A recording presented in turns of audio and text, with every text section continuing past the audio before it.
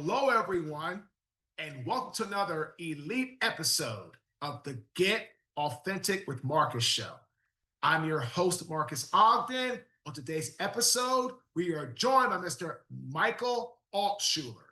But before we up Michael to the stage, I want to thank one of our amazing sponsors. Let's thank iFlip Invest, owned by Mr. Randy Tate. It is a software and a platform that allows you to do your investing into the market and other areas for only $7 a month. We thank iFlip Invest and Mr. Randy Tate for sponsoring this episode. Now, here he is. Michael, how you doing today, Michael? Hey, I'm doing great. I had a little, as you know, a little technical difficulty getting on, but I promise I'm from New Jersey, so you go as fast as you want because I can go at New Jersey speed, brother. So, Love it, Mike. Michael, first question. What does the word authentic slash authenticity mean to you? two words come to mind: real and transparent. So, who are you?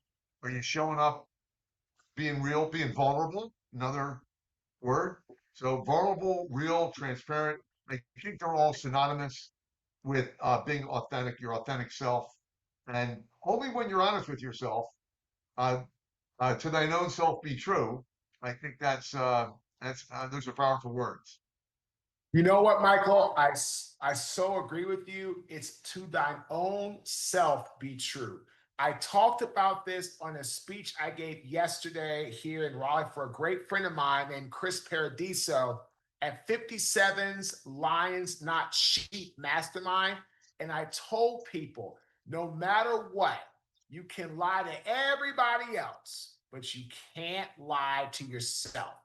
You know if you've done something or you haven't done something, and your soul is not going to allow you to lie and get away and not have a guilty conscience. So I tell people, don't lie to yourself. Don't lie. Be authentic, be real, and have the courage to know that you are more than enough. So, Michael, tell us more about yourself. You're from Jersey, and what are you doing now with your work?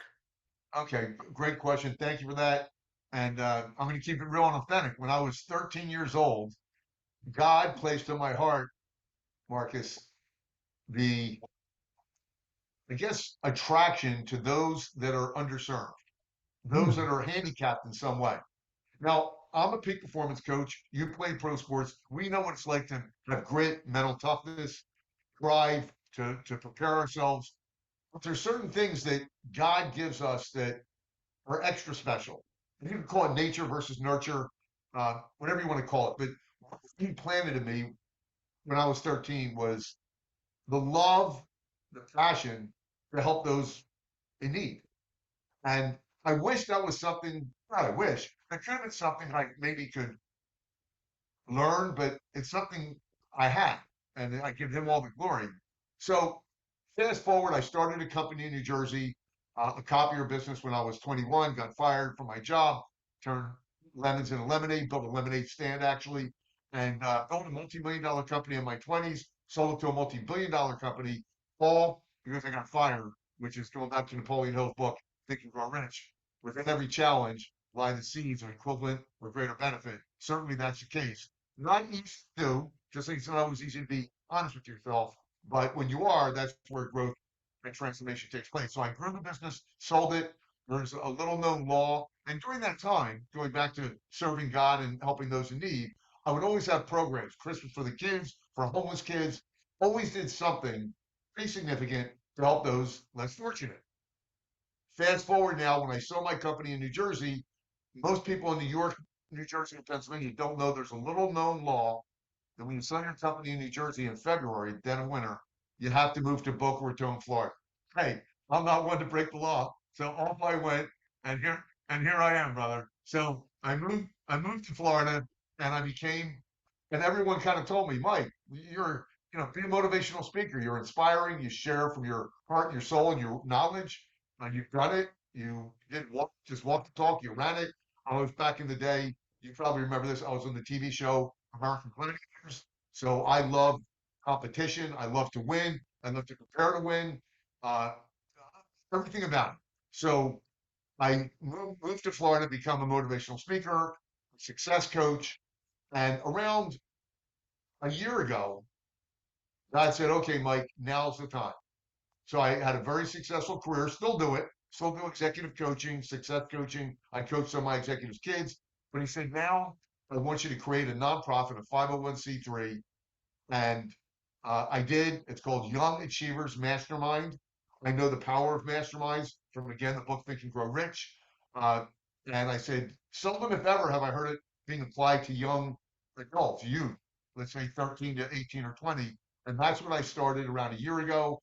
And I go, these are underserved youth, and I use the word underserved, that these are youth that are in foster care, sex trafficked, juvenile delinquency, living below the poverty line, anything that would put them at risk.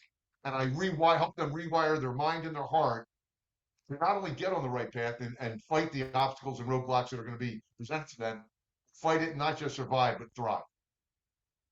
You know, I love this. Ladies and gentlemen, what I hear Michael saying is that he got fired from a job, Right. then started a company, built a company, sold it, moved to Boca Raton, did keynote speaking, business coaching, success coaching, the whole 9 yards, was very successful. Still does it to some degree, but what was on his heart and still is on his heart is to help the underserved community, the underserved youth, start a non-for-profit around masterminds for the youth. And again, ladies and gentlemen, I'm a big proponent, huge lover of masterminds because I spoke to the Wow. master yesterday, right, Michael? And I didn't speak until 1:15. I'm sorry, I spoke at 1:15 to 2:30. It was an hour and 15 minutes. It went great. But I got there at 8:30. I was there at 8. I had a coaching call from 8 to 8:30. And then from 8:30 until I had another call at noon. And then I had a call with my team at 12:30.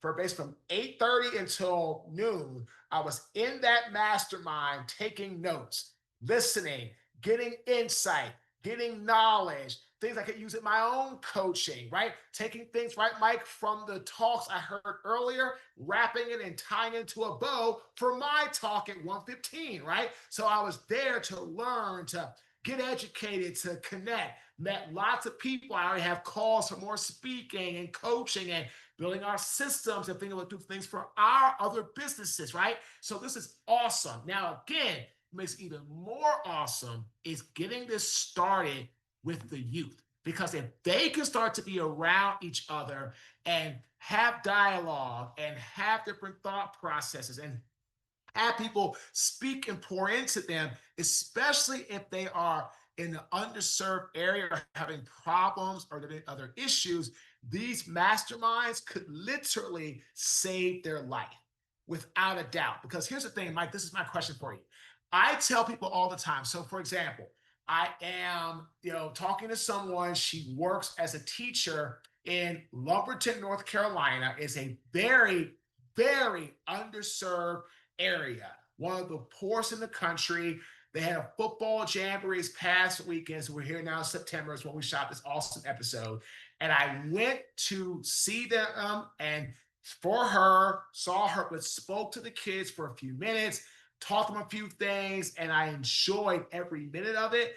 And I believe underserved kids just need one powerful thing: belief in themselves from somebody outside of their family to believe in them. They really need hope.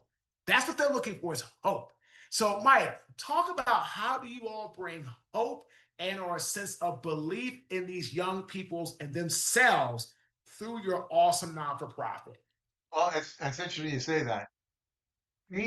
I meet with the kids for 1 hour in person, 10 kids, typically 10, could be 8 to 12, that are teenagers. And the curriculum, every 1 hour program, mastermind, has a topic and it has an exercise. So and you know about this and your listeners know about this, the more immersive, the more experiential, the more meaningful. So we let this be indoctrinated in them to feel it, to experience it, what it's like. And one of the earliest messages that we have in the mastermind belief system. Because, as Henry Ford said, whether you believe you can or you believe you can't, you're right. And there's no more powerful words that belief, and there's many stories about this that you and I both know, and your listeners know. So belief, cornerstone, the foundation, the pillar, to a degree more of who we are, and importantly, who we're going to become or not become. Self-limiting beliefs that hold you back, empowering beliefs that drive you forward. So, with that in mind, I do a powerful exercise. You're going to love this. Your listeners are going to love this. Hopefully, they can see this. Let's see if I have it here. I don't. I take $100 bill and I say, I'm going to give this away. And I do.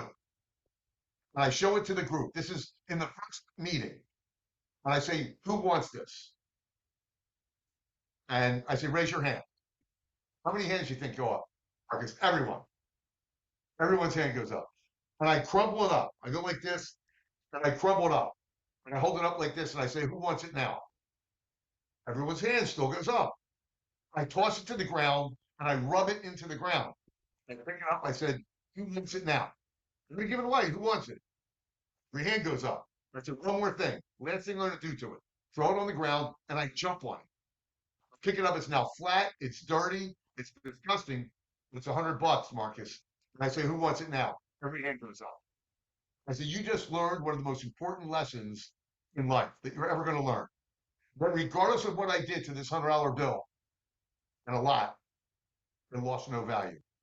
No self-worth, no worth, not one red cent in value did it lose. And the same God made you simply the same, regardless if you're getting knocked to the ground, pushed into the ground, jumped on, doesn't matter. It will never define you. God made you perfect in his eyes. Let circumstances define you, let them refine you. And once I do that, I put the 100 in my pocket. They say, where is it? And I say, who wants it? And they come, one of them eventually, when I said, who wants it? They come running up, one person. And I say, that's the second most important lesson you'll learn. If you want something in life, go for it. Make a decision and take action. You know what, ladies and gentlemen, again, this is awesome. You don't lose your value no matter what you go through, hardship, struggles, adversity, getting beat up. And one of my good friends, name is David Powell. He played the NFL for the Cincinnati Bengals. He has a great book coming out, and it talks about he calls it the 50-40-10 rule. What's your thoughts on this? Okay. First question, Michael, talking about the 50, right? He says that just by showing up, you can beat 50% of society. What are your thoughts on that? Well, I don't know the numbers, but I can tell you this, that I talk about self-talk also, and how many things we just ponder, deliberate, think about, and fear, which is an acronym for false evidence appearing real, holds us back. So I agree, showing up is half the battle. So I have no disagreement. I concur that showing up is half the battle. Good. The next thing Dave said, to be in the 40%, or basically, as he's saying, to beat out 90% of society, the 50 and the 40, right? The other half, another 40, you have to show up and you have to strategize, be innovative, and execute at a high level. What are your thoughts on that, Michael? I have a program. I'm an enterprise sales guy. So when I had my company, all the big accounts, the casinos, all $400,000 or $500,000 were mine. And I had a program I created. It was called ASEMAP, ASEMAP. Analyze, strategize, and execute. The MAP is massive attack plan. So here's what you do. You analyze. They do this in football. You know this. They analyze. They watch the film. They analyze all the data. What's the highest likelihood? They're prepared, as it says in the locker room for the New England Patriots, from the sun down, the art of war. Every battle's won before it's ever fought. They prepare, they prepare, they prepare. So when it's game time, I saw the documentary on the Dallas Cowboys recently, which was great. And the documentary talks about, they talk about their coach, and they said, uh, Jimmy Johnson, they said, he made practice hell so game day would be heaven. And I said, that's it. No one likes to practice. No one, the great ones, the most successful people in the world, are comfortable being uncomfortable. They understand that transformation and growth happens in the trenches with things that you don't feel like doing, that you do, because you know that's where growth is going to take place, and you can't do it alone. So there's an African American proverb that says, you want to go fast, go alone. If you want to go far, go together. And certainly, being an NFL player, that going together and teammates can uplift you when you're down. When you make a bad play, the first thing that happens, Teammate comes over, slaps you in the helmet. Come on, man, get over it. It's in the past. Learn from it. Let's get on with the game. So I couldn't agree that being prepared, I'm a huge proponent of being prepared. It's everything. What am I against? We don't operate in a vacuum. That would suck. That's why we're joking about that. Okay, so be prepared in what you're up against. Develop multiple strategies, audibles, multiple strategies. If this happens, I'll do this. If this happens, I'll do this to give you the highest likelihood. Never a guarantee. We know that the highest likelihood of success. And then, as Tom Hopkins, a great sales trainer, said, practice, drill, and rehearse. Practice, drill, and rehearse. Practice, drill, and rehearse. And you do that until you feel like quitting and then do it some more. That's the last part, the 10%, or as David said, and then to beat out basically 99% of society, be in that top half percent, that top 1%, you have to show up, you have to strategize, and he's a Georgia Bulldog, so you have to be a dog. You have to have it in you to fight and fight and fight no matter what. So again, what are your thoughts on that? Showing up, strategizing, executing is having the dog mentality to never give up no matter what. Yeah, that's the greatest. I just did. I don't know if you ever saw this, but it was a football injury. Phenomenal, 350 million views. Chris Norton, the 7 yard story. It's called 7 yards, and he was paralyzed, neck down, a football injury. And I was just doing a speech at his camp for wheelchair for kids in wheelchairs. And the bottom line is, they told him, the doctors told him, the experts told him, Marcus, you will not be able to walk or move from your neck down, 3% chance. And he defied the odds because he was unwilling to accept what others said that was going to be his destiny. He became a bulldog and just worked through it and believed and didn't stop until he did it. Love it. Michael, fantastic interview. Thank you for joining us. If people want to connect with you to support your awesome non-for-profit, I think it's brilliant. If people want to find out more about you in general, how can our global audience get in touch with you and support you? Well, it's youngachieversmastermind.org, youngachieversmastermind.org. And right on there, there's tells you about the program. There's videos and testimonials. It talks about how we're changing kids' lives. They're our future, and this is the way. Unless we dive in and help them where they need, meet them where they're at, and take them to where they should be, where God wants them to be, it won't work. So everyone's doing their part, and I'm proud to be part of that. Anyone that can contribute or wants to talk about sponsorship, we certainly welcome that. And if I may, there's one thing that happened. It'll take 1 minute and 30 seconds that happened in a speech. Do I have 1 minute 30 seconds to share it with you? Yeah. Okay. I'm delivering a speech, Marcus, to 500 people. The speech is called, this is 15, 20 years ago. The speech is called Make a Difference, Leave a Legacy. Make a difference, leave a legacy, how to live a right side up life in an upside down world. And after the speech, a woman comes up to me. Her name was Lynn Gidrow. I've had thousands of people in my audiences, but this one I remember. And she said, I just want you to know, they say the teacher will arrive when the student is ready. Your talk really resonated. It landed on my heart. I needed to hear it. That's what I'm saying. That's as speakers, that's what we want. And I said, great. And 2 weeks later, Marcus, she sent me an email. And she said, sadly, my grandmother just passed. And at the funeral, they read a poem. And the poem touched my heart in a very similar way as your speech. And I thought you would love to have it. And I've attached it to this email. I wish you the very best, Lynn. And I read the poem, and it was the most spectacular poem I ever read, the most heart-touching poem. And I'd like to close with this. It's in honor of Lynn Gidrow's grandmother. The poem's entitled The Dash by Linda Ellis. I read of a man who stood to speak at the funeral of a friend. He referred to the dates on her tombstone from the beginning to the end. He noticed it first came her date of birth and broke the second date with tears. But he said that what mattered most of all was that dash between those years. So that dash represents all the time that she spent alive on earth. And now only those who loved her know what that little line is worth. For it matters not how much we have, the car, the house, the cash. It matters how we live and love and how we spend our dash.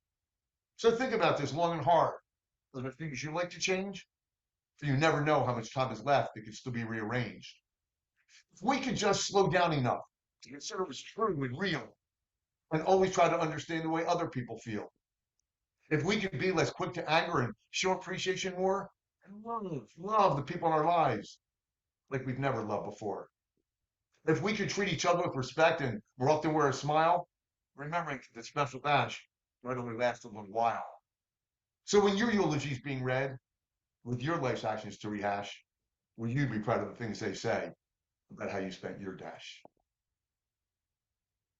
Love it, man. Well, amazing episode. We want to thank Randy Tate for sponsoring this episode and the authentic tip in life. Be a person of service, not someone that wants to be served. When you're a person of service, that's when greatness happens. Again, my name is Marques Ogden. I am the host of the Get Authentic with Marques show. Thanks for tuning in. Have a fantastic day. Recording stopped. Michael,